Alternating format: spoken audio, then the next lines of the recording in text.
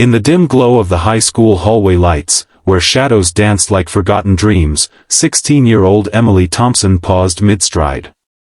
She had just finished her after-school detention for doodling in class again, her way of escaping the monotonous drone of lectures. But as she slung her backpack over her shoulder, something caught her eye. Mr. Harlan, the quiet janitor everyone ignored, was slipping out the back door earlier than usual. His shoulders slumped under the weight of invisible burdens, and in his hand, he clutched a crumpled piece of paper that looked like a doctor's note. Emily's heart skipped a beat. Why was he leaving so secretly? What if he was in trouble? Without thinking, she followed him into the fading twilight, her curiosity pulling her like an unbreakable thread. Little did she know, what she was about to discover would shatter her world and rebuild it in ways she could never imagine. As Emily trailed Mr. Harlan from a safe distance, weaving through the bustling streets of their small town, her mind raced with possibilities. Was he meeting someone shady? Or hiding a dark secret? The janitor, a man in his late 30s with salt and pepper hair and a perpetual 5 o'clock shadow, had always been a mystery. He mopped the floors with mechanical precision, never complaining, even when kids like her left messes behind. But rumors swirled. He was a single dad raising his daughter alone after his wife passed away years ago. Emily felt a pang of guilt for spying, but her feet kept moving. The sun dipped lower, casting long shadows, and just as she rounded a corner, she saw him duck into an old, run-down building on the edge of town. Her breath caught. What was inside? Was it a hideout? A trap? She hesitated at the door, heart pounding, as muffled voices echoed from within. Emily pressed her ear against the weathered door, the wood cold and splintered against her skin. The voices inside were soft, almost melodic, interspersed with laughter that seemed out of place in such a grim setting. Mr. Harlan's deep baritone stood out, gentle and reassuring. "Okay, everyone, let's try that again from the top," he said. Emily's curiosity overpowered her fear. She cracked the door open just enough to peek inside. The room was a makeshift community center, filled with a ragtag group of people, elderly folks, young kids, even a few homeless individuals she recognized from the park. And there, in the center, stood Mr. Harlan, not as a janitor, but as a conductor, waving his arms with passion. They were rehearsing a play? No, it was more than that, a choir, their voices rising in harmony. But as Emily watched, transfixed, Mr. Harlan suddenly collapsed to one knee, clutching his chest. The room fell silent. Was he having a heart attack? Emily's hand flew to her mouth. Should she burst in? Call for help? The tension gripped her like a vice. But no, it wasn't a heart attack. Mr. Harlan straightened up with a weak smile, waving off the concerned murmurs. Just a little tired, folks. Long day at work.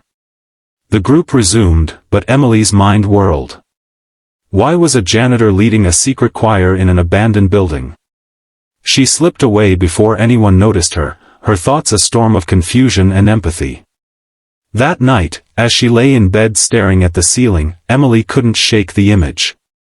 Her own life felt so trivial in comparison, living with her divorced parents who argued endlessly, feeling invisible in a sea of cliques at school. Mr. Harlan, on the other hand, seemed to carry the weight of the world. The next day, she returned to school with a plan. She'd observe him more closely.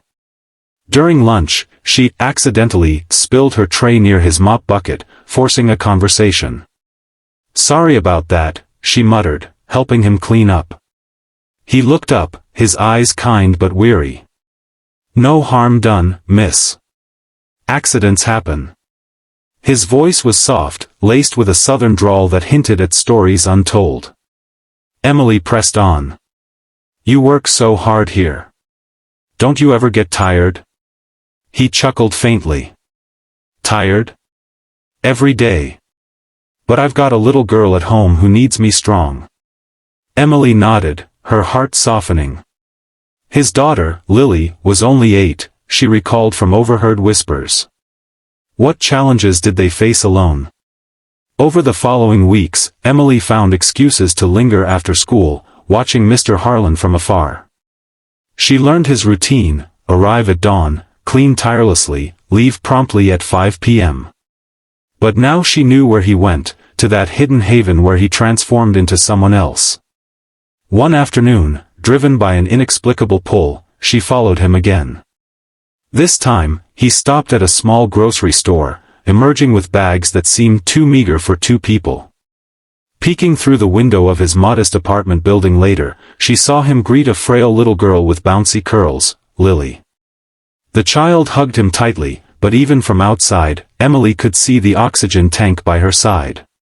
Lily was sick. The revelation hit Emily like a wave. Mr. Harlan wasn't just a janitor, he was a warrior, battling bills and heartbreak to keep his daughter alive.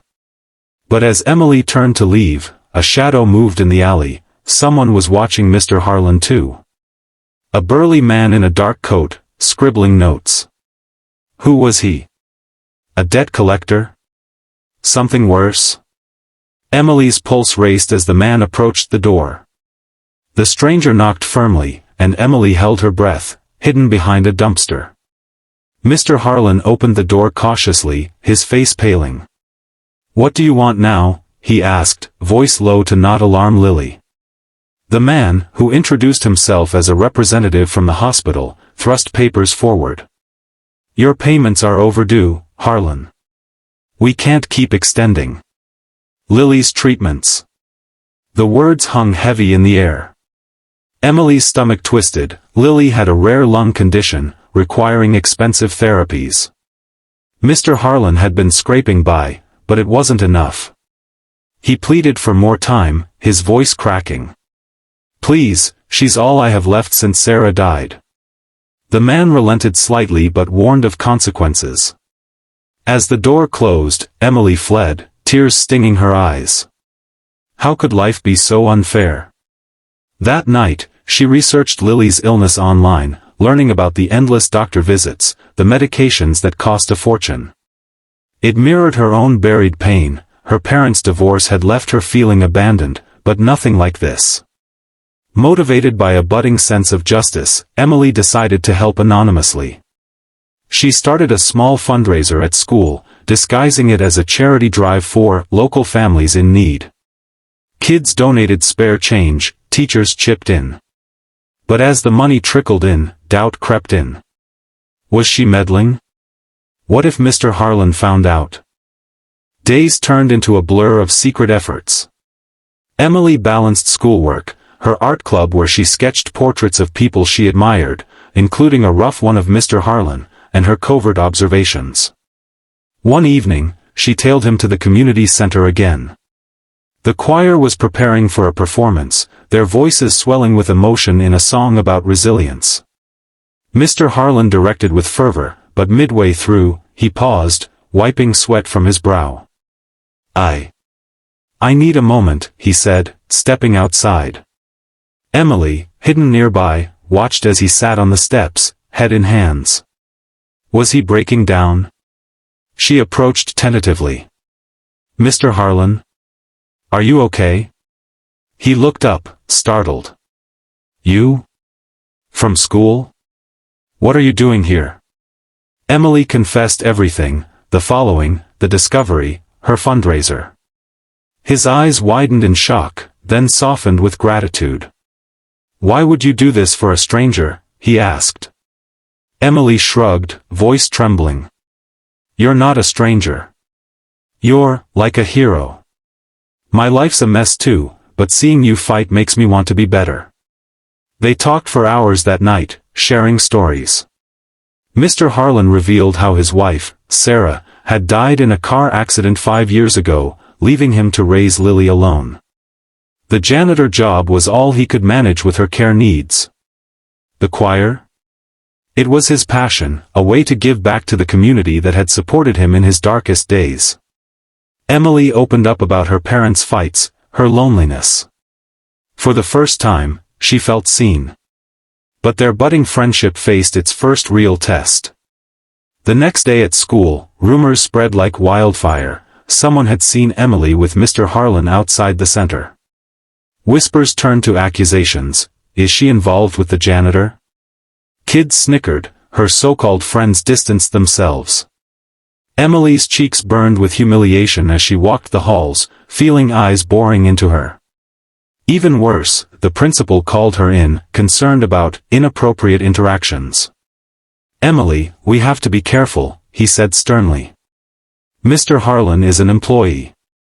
She defended him fiercely, explaining the truth, but doubt lingered in the air. That afternoon, she confronted Mr. Harlan in the empty cafeteria.